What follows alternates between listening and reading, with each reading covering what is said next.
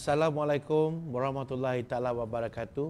Seminggu lebih saya tidak ke udara dan kali ini kita kembali ke Big Live hari ini.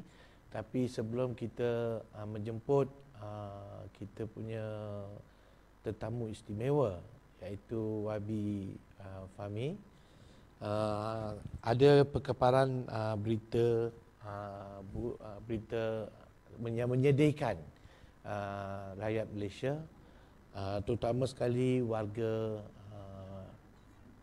Bukit Aman ataupun polis diraja Malaysia, di mana Tan Sri Zaman Khan telah dilaporkan meninggal dunia, mengembuskan nafas terakhir beliau pada jam lebih kurang 10.15 minit pagi ini di Hospital Jantung Negara kerana mengidap beberapa komplikasi terhadap diri Allahyarham. Allahyarham juga telah dimasukkan ke unit rawatan rapi ICU di Hospital Kuala Lumpur, tapi disahkan kematian Allahyarham bukan kerana COVID-19. So jenazah akan dibawa ke Masjid Bukit Aman setelah selesai solat asar.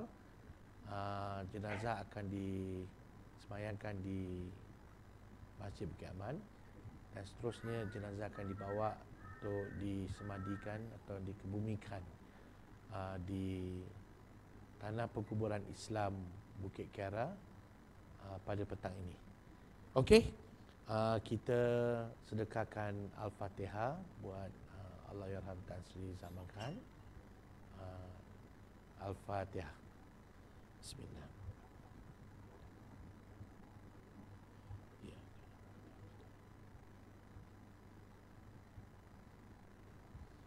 Okey, kita kembali ke tajuk utama kita hari ini, iaitu kita bersama YB Fahmi.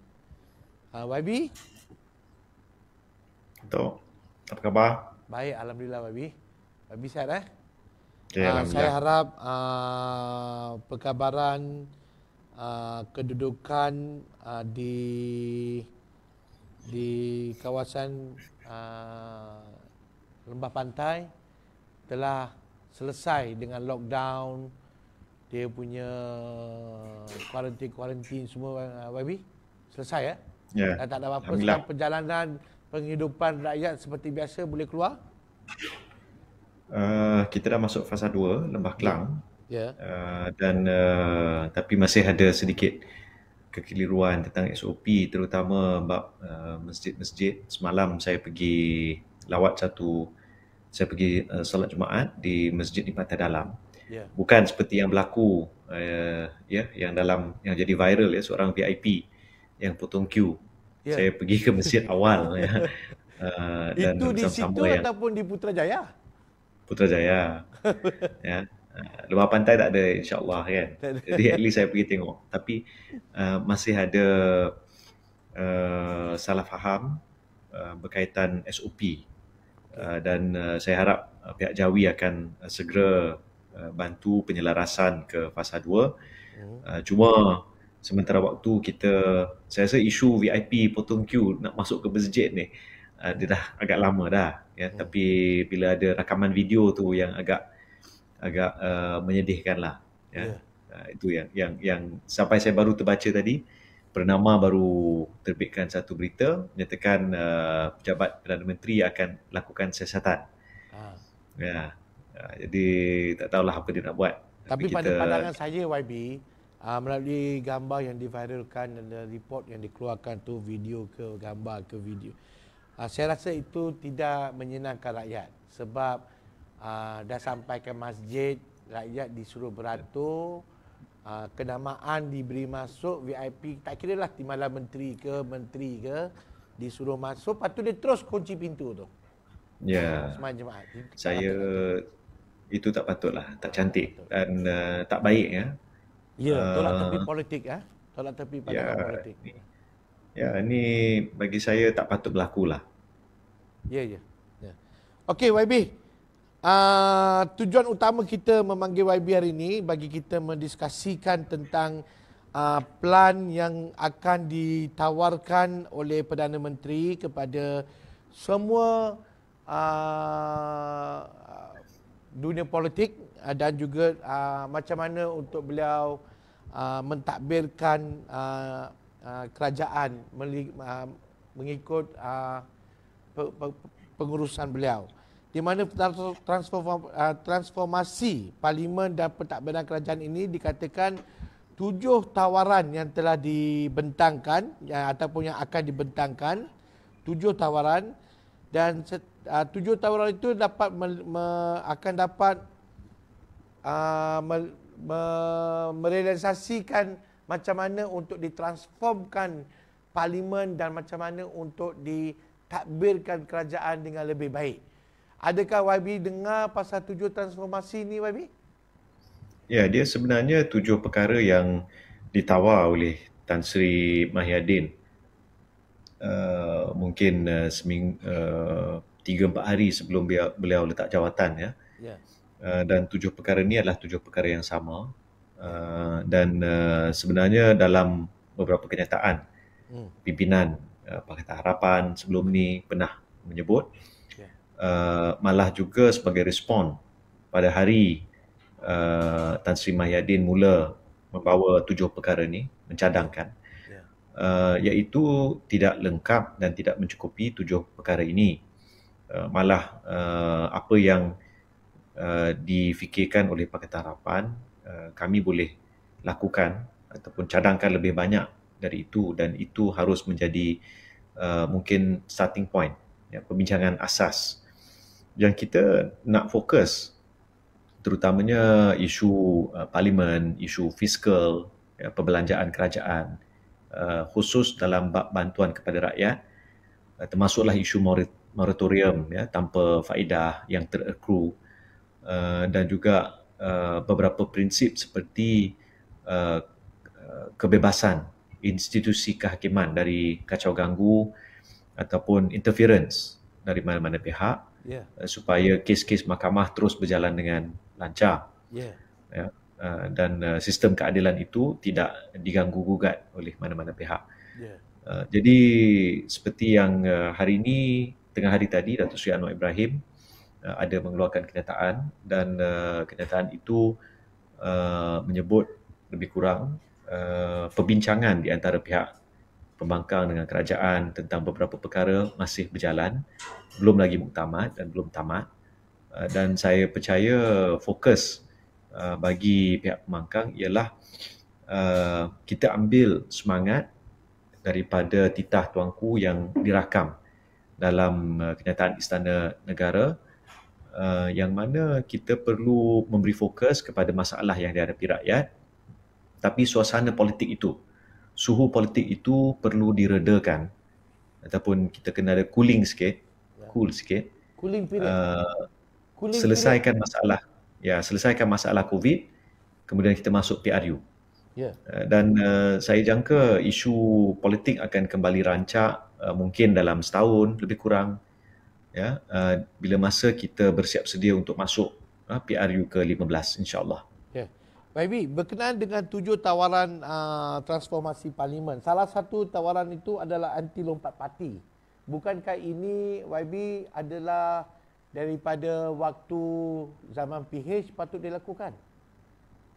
Ya, betul. Pada waktu itu memang ada ahli-ahli parlimen yang menggesa, dan mungkin pada waktu itu Dr. Mahathir sebagai Perdana Menteri merasakan belum waktunya, walaupun kita nampak waktu itu yang ramai yang lompat parti masuk ke dalam parti Bersatu. Jadi susah untuk Perdana Menteri dari parti Bersatu memperjuangkan undang-undang anti lompat parti, walhal parti dia lah yang menerima jumlah paling ramai ahli-ahli parlimen yang lompat hinggalah ke hari ini.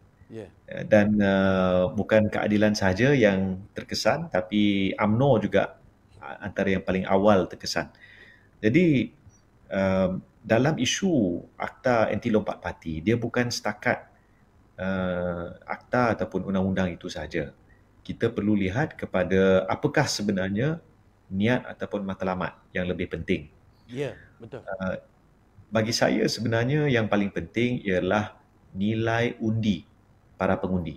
Bila masuk pilihan raya, seseorang pengundi itu telah memberi kepercayaan kepada seorang calon dengan mengundi calon A yang datang dari parti A. Kalau kadang-kadang untuk setengah pengundi, mereka pilih sebab calon A. Kadang-kadang mereka pilih sebab parti A. Tapi bila calon A keluar dari parti A, masuk ke parti B, itu telah melanggari kiranya bai'ah ataupun perjanjian ataupun kiranya undian dari yang telah diberi oleh pengundi. Maka apakah cara terbaik untuk menghalang dari perkara itu berlaku ataupun memperbetul keadaan? Jadi ada ahli parlimen yang mencadangkan bukan setakat undang-undang anti lompat parti, tapi mungkin satu undang-undang memecat ahli parlimen ataupun menukar ahli parlimen. Di setengah negara dia ada apa yang disebut sebagai recall election. Contoh Recall sekarang election, maknanya election itu dipanggil balik. Dia boleh tukar ahli parlimen ataupun wakil rakyat yang telah diundi. Contoh dekat Amerika Syarikat sekarang ni di negeri California, mereka sedang lakukan satu recall election terhadap governor di California. Kalau Datuk ingat dulu, ada satu ketika 2003 governor California telah kalah dalam satu undian ataupun pilihan raya pemecatan lah kiranya. Kita tak ada perkataan ni lagi sebab dia konsep yang masih baru. Tapi di California tahun 2003, governor waktu itu kalah dan yang dilantik menggantinya ialah Arnold Schwarzenegger. Betul. Ya, Terminator. Ya, saya ingat. Jadi Arnold Schwarzenegger, dia menang bukan pilihan raya terbuka. Ya. Tapi pilihan untuk itu. Hanya untuk itu. Ya. Jadi itu yang keadaan yang agak unik ya. Tapi banyak yang perlu dibincangkan sebab kalau kita lihat tapi kalau keadaan seperti itu dilakukan di Malaysia, apa pandangan YB? Perkara ni belum dibincang dan diperhalusi ramai pimpinan dan juga orang awam. Kita kena tahu sama ada rakyat Malaysia boleh terima idea macam tu. Kita boleh cadang tapi kita kena dapatkan pandangan. Sebab mungkin ada yang rasa tak perlu. Mungkin ada yang rasa tak cukup. Ataupun ada yang rasa ini memadai. Jadi ada 3 ataupun 4 kebarangkalian dan penting untuk kita dengar suara rakyat dalam isu ni. Jadi untuk melengkapkan proses tu, bagi saya dia bukan setakat perbincangan di parlimen, tapi dia harus merakyat supaya bagi saya yang paling penting ialah nilai undi itu kita tak hilang. Kita faham apa artinya bila kita membuang undi dan kita faham apakah tanggungjawab yang ada dalam demokrasi berparlimen antara pengundi dengan wakil rakyat supaya dia tak terhenti selepas tamat waktu pilihan raya. Sekarang ni nampak macam tu. Kan? Tapi kalau ada undang-undang seperti pemecatan ahli parlimen contohnya, itu agak menarik untuk menegaskan pentingnya hubungan antara wakil rakyat dengan rakyat yang diwakili. Jadi itu satu bidang, satu topik yang belum merancak kita bincangkan tapi agak menarik. Cuma isunya ada yang sebutnya ialah isu kos dan siapa yang mengganti. Kalau kita tengok sekarang ni, kalau kita bagi contoh Amerika Syarikat, sekarang ni pun ada berlaku satu recall election untuk governor yang sedia ada, Gavin Newsom. Dan sistem di situ pengundi boleh memilih untuk kekalkan governor ataupun pilih yang baru dari kalangan sejumlah. So kalau governor itu kalah, maka dipilih dari kalangan yang lain.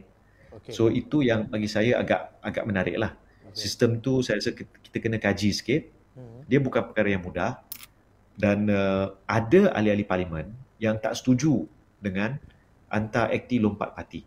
Sebab mereka kata Pasal apa tu, berdasarkan Wabi?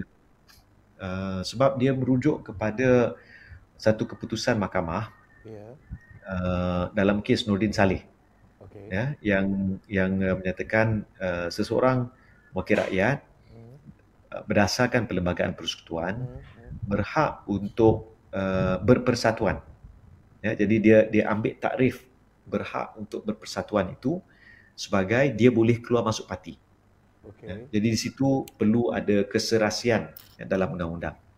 Tapi Bagi ini saya bukan itu persatuan, ini parti politik. dia masih dianggap satu persatuan. Oh, ya Ya, ke? walaupun dia bukan persatuan dalam erti kata Ya, persatuan bulan sabit merah ya, ataupun ya, apa. ya. Ya, Dalam perlembagaan dia menggunakan perkataan itu untuk bermaksud yang mengumpulkan sejumlah orang, ya. Jadi ya, itu ya, apa bentuk pun dia adalah persatuan. ya. Jadi saya nampak memang kena ada pendidikan orang ramai. Setelah kita bincang dengan lebih mendalam, dibincang oleh pakar-pakar, dibincang di kedai-kedai kopi, di masjid-masjid, ya, di rumah-rumah panjang, Hmm. di kampung-kampung, ya, di bandar-bandar. Maka di situ kita boleh faham apakah yang rakyat nak, ya.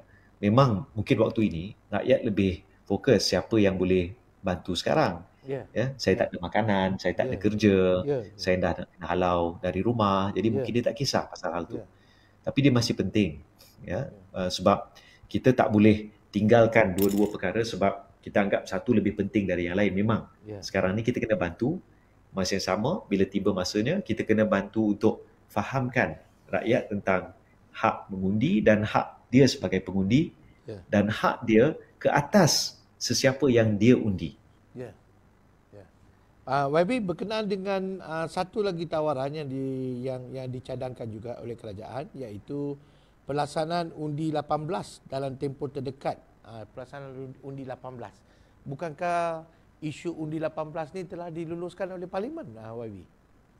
Ya, cuma isunya saya difahamkan melibatkan isu bukan setakat pentadbiran tapi ada melibatkan isu perlembagaan, ya. Jadi saya tak berapa faham apa yang dimaksudkan.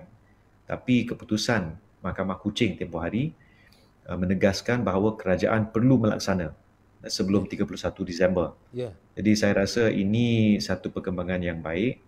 Saya difahamkan ada satu lagi kes di Mahkamah Kuala Lumpur. Sama ada mahkamah akan ambil pendirian yang sama ataupun tidak. Sama ada kerajaan akan membuat rayuan ke atas keputusan itu ataupun tidak. Saya pun tak tahu. Tapi jelas lebih dari 2/3 wakil rakyat telah mengundi, memilih untuk menurunkan had umur mengundi dari 21 ke 18. Maka itu adalah keputusan yang sah, ya, dan perlu dipatuhi oleh kerajaan. Jadi saya rasa kerajaan tidak ada, sebenarnya itu bukan tawaran, ya. Itu sepatutnya dah bukan tawaran dah. Okey. Dia adalah setakat pelaksanaan. Okey. Sekarang ni isu pelaksanaan lah, tapi dia bukan tawaran patutnya. Okey. YB, berkenaan dengan yang ketiga pula, pindaan Perlembagaan Persekutuan untuk menghadkan tempoh jawatan Perdana Menteri kepada 10 tahun. Kenapa bukan 2 tahun? Kenapa harus 10 tahun? Oh, kenapa bukan 2 penggal? 2 tahun. Ya. 10 tahun 2 penggal, YB. Ya, betul. Jadi Sebab kenapa tak mungkin 2 tahun, kenapa harus 10 tahun? Banyak beza Ya. tu, YB. Sebab masa Kenapa time PH bukan tu, masa time dua PH tu penggal? YB semua cakap Perdana Menteri punya had untuk pegang jawatan sepatut 2 tahun. Bukan 2 tahun, 2 penggal. 2 penggal, okey. Jadi 10 penggal, tahun ya. ni lah.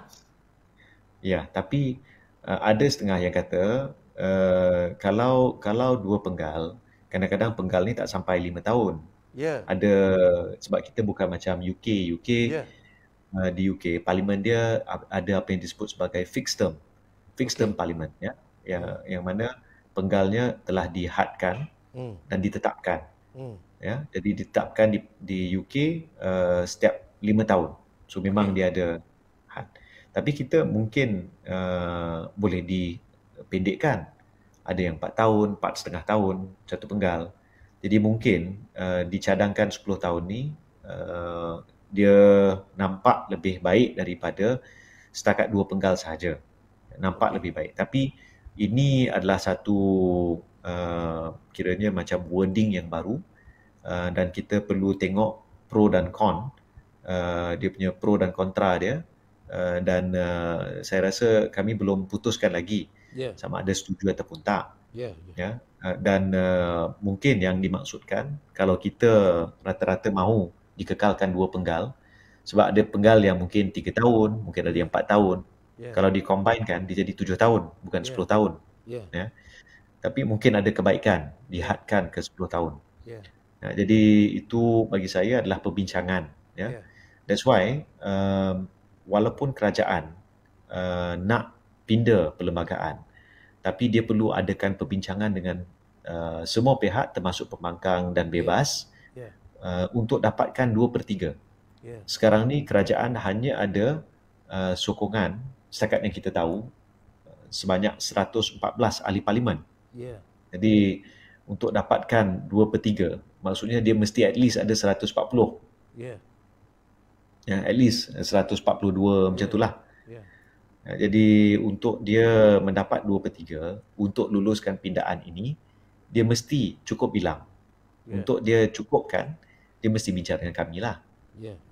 Jadi untuk dapatkan undi saya di parlimen, saya kena faham apa rasionalnya dia meletakkan had 10 tahun bukan 2 penggal. Ataupun adakah kami setuju dengan cadangan ini. Dia boleh cadang. Tapi akhirnya kita kena duduk bincang dan putuskan bersama. Okey. Yang keempat tu, tawaran yang keempat adalah keseimbangan keanggotaan jawatankuasa pilihan khas parlimen melibatkan ahli parlimen kerajaan dan ahli parlimen pembangkang. Apakah maksud tu, YB? Dia di parlimen, kita ada apa yang disebut sebagai jawatankuasa untuk meneliti beberapa perkara. Contohnya, jawatankuasa kira-kira wang negara. PAC. PAC. Itu untuk teliti, audit, tanya persoal tentang projek, tentang langkah ikhtiar dasar sebagainya, vaksin contohnya. Itu satu. Tapi ada banyak jawatankuasa yang sebelum ni waktu Pakatan Harapan kita dah tubuhkan, dan jawatankuasa ni untuk semak imbang kementerian-kementerian tertentu untuk kita pastikan menteri-menteri dalam melakukan sebarang tindakan dasar, program, projek dan sebagainya ada elemen kebertanggungjawaban kepada parlimen.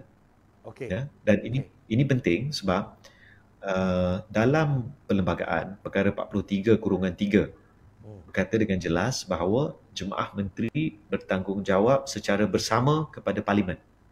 Maksudnya Cabinet is collectively responsible to Parliament.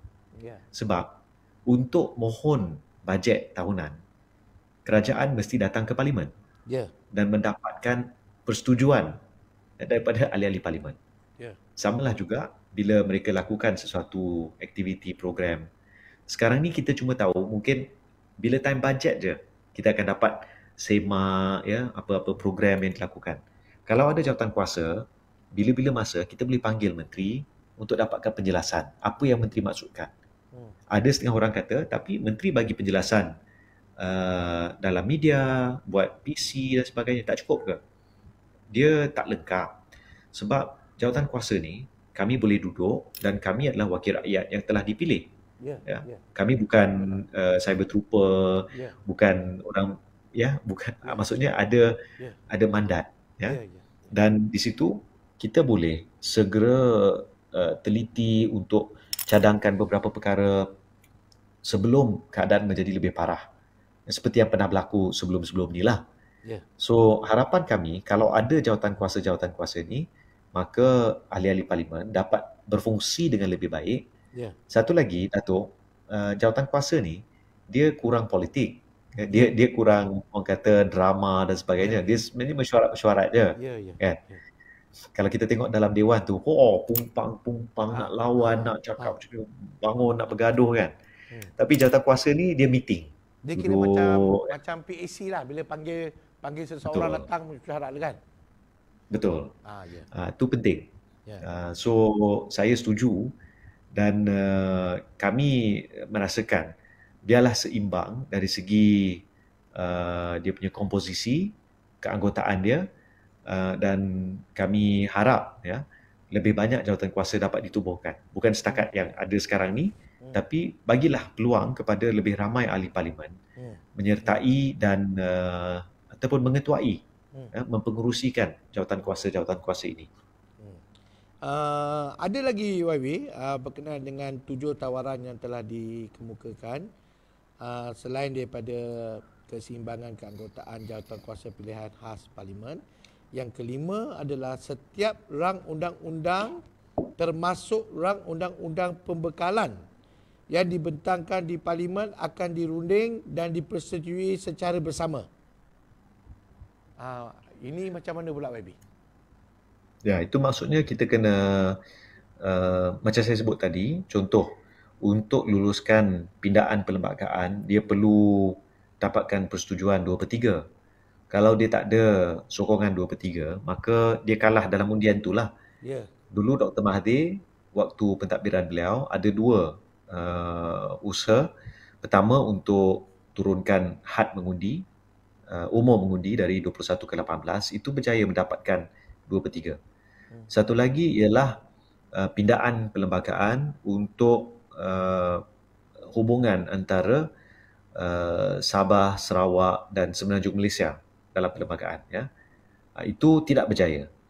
Ada yang kata rundingan gagal, ya, perbincangan tak dapat kata putus. Jadi untuk kerajaan, ya, mana-mana kerajaan, terutama kerajaan yang sekarang ni tidak mempunyai majoriti yang kuat, ya, maka dia perlu bekerjasama. Kalau tak, susah untuk dia nak luluskan undang-undang. Jangkaan saya ini akan menjadi satu proses yang mematangkan politik Malaysia, sebab kita perlu sama-sama berbincang, berdiskusi, give and take, ya, tolak ansur. Ada setengah bab pihak kerajaan yang lebih, ada setengah bab pihak pembangkang yang dapat kata, ya. Jadi itu untuk kita luluskan undang-undang. Terutama untuk bajet. Bajet tu penting. Dan kita tahu bajet ni adalah salah satu dari 2 perkara yang sekiranya kerajaan kalah, bermaksud kerajaan tumbang. Ya.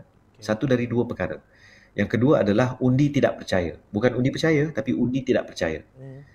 Ya. Dan bajet ni, kalau kerajaan kalah, ya, maksud dia dah tak ada duit dan dia tak ada kepercayaan untuk melaksanakan, ya, tanggungjawab tugas-tugas dia. Jadi penting untuk kerajaan yang hanya mempunyai majoriti 3 ahli parlimen, 3 ataupun 4 ahli parlimen, ya, untuk memastikan bahawa cara kerajaan berhubung dan berinteraksi dengan pembangkang berbeza dengan kerajaan-kerajaan yang dahulu. Dan saya anggap ini adalah satu perkembangan yang baik dan kita alu-alukan. Tapi the devil is in the details, orang kata, ya. Kita kena teliti apa sebenarnya yang dimaksudkan secara praktikal. Adakah kami akan dilibatkan dari alif sampai ke ya, ataupun hanya bila dah hujung-hujung tu, kan? Dah dekat nak masuk ya baru kita dijemput, tak boleh lah, kan? Tapi kami pun faham dia kalau nak daripada alif pun lah. Ya, betul. Ya, jadi ataupun bukanlah sampai ke hujung maksudnya. Sekarang ni kami cuma tahu dokumen bajet tu waktu ia dibentang. Kali ni untuk tahun ini bajet ni, ya, kami harap kami boleh dilibatkan lebih awal. No surprises, tapi kami pun tak nak lihat dalam keadaan pandemik ni, terutama sekarang, ya, bantuan untuk rakyat tu terhenti. Jadi kami nak kerajaan bagi fokus, ya, yang mengutamakan rakyat. Okey YB, berkenaan dengan dua tawaran yang terakhir, iaitu ahli parti pembangkang akan dilibatkan dalam Majlis Pemulihan Negara MPN untuk memberikan pandangan dan cadangan penambahbaikan, dan juga Ketua Pembangkang akan diberikan saraan dan kemudahan yang setaraf dengan seorang menteri. Dua yang terakhir ni. Apakah pandangan YB tentang? Untuk Majlis Pemulihan Negara, secara dasarnya kami okey.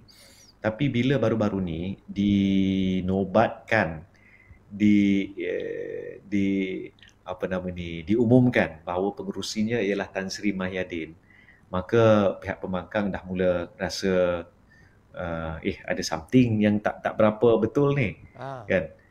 Jadi Jadi tarik diri lah lebih kurang. kami tak kata tarik diri, ya, tapi kami perlu teliti cadangan apa yang dimaksudkan dan apakah sebenarnya komposisi.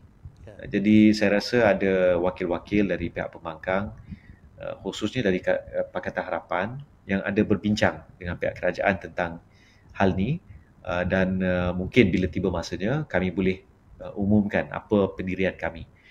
Dalam isu saraan dan apa-apa kemudahan kepada Ketua Pembangkang bertaraf menteri, sebenarnya kami, saya tahu, saya kenal Ketua Pembangkang, Datuk Seri Anwar, dia tak pernah minta perkara tu, dan bagi dia mungkin dia rasa janggal, ya, sebab akan ada orang yang merasakan adakah ini satu usaha untuk mendiamkan Datuk Seri Anwar Ibrahim ataupun siapa-siapa yang menjadi Ketua Pembangkang. Ya, jadi kita tawarkan jawatan seperti ini. Perkara ni sebenarnya tak diminta.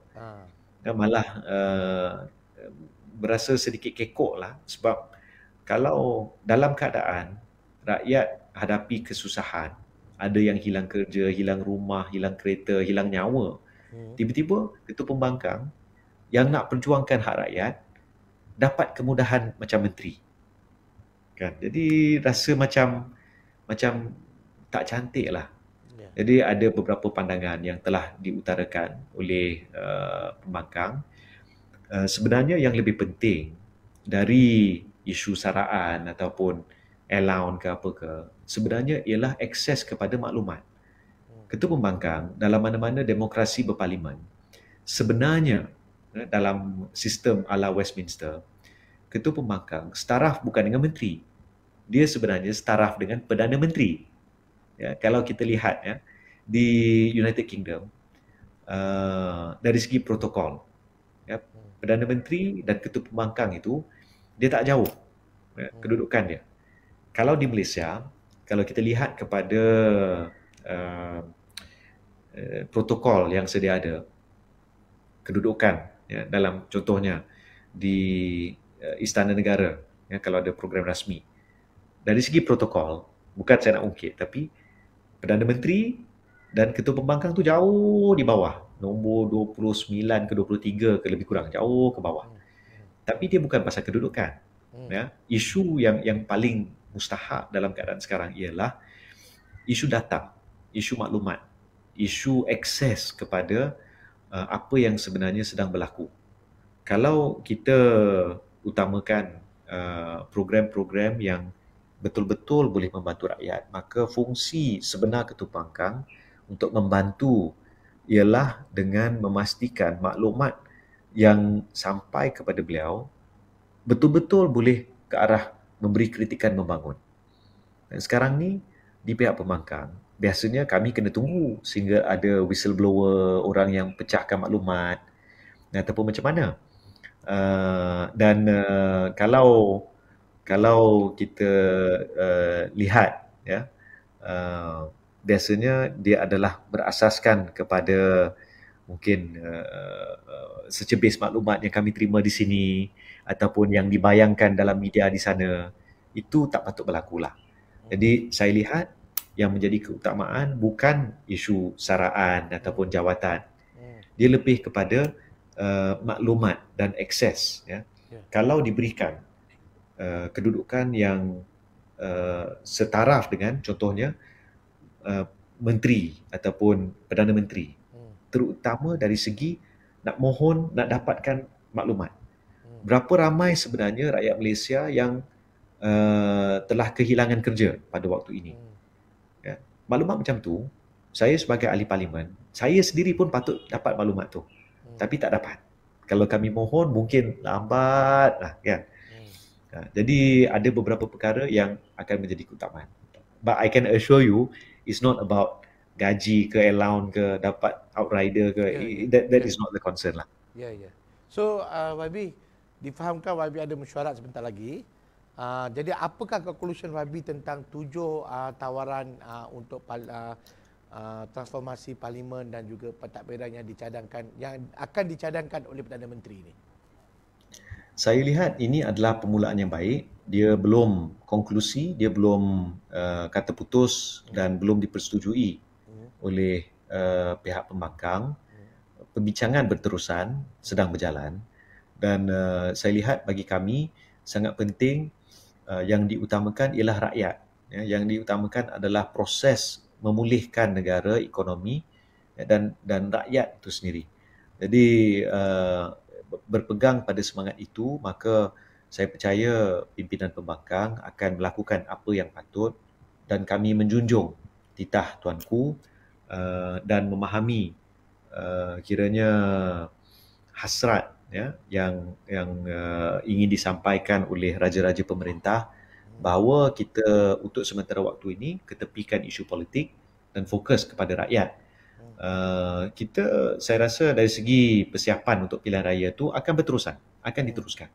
Dan walaupun ada sebarang persefahaman di antara pembangkang dengan kerajaan, ia tak bermaksud kami sertai kerajaan perpaduan. Kami terus berkhidmat sebagai pembangkang. Maka persefahaman itu adalah terhad, very limited, kepada beberapa perkara yang khusus sahaja. Contohnya undi percaya ataupun bajet, itu sahaja. Itu yang menjadi maksimum ataupun line ke dalam persefahaman itu. Tidaklah sampai kami akan masuk Perikatan Nasional ke, Barisan Nasional ke, tak sampai ke tahap itu.